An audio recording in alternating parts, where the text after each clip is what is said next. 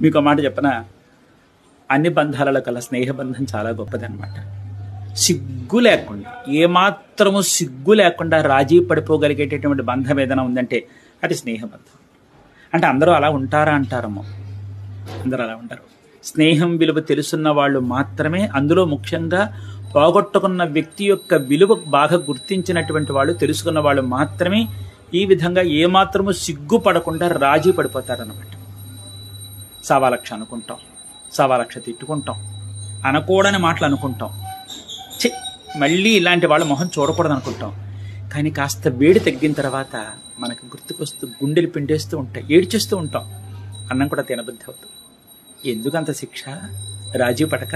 అప్పుడు అనుకుంటారు అంటే అన్నారులే కానీ దిగిపోదాం అని చెప్పి సిగ్గుపడకుండా కాళ్ళబేరానికి వస్తారనమాట.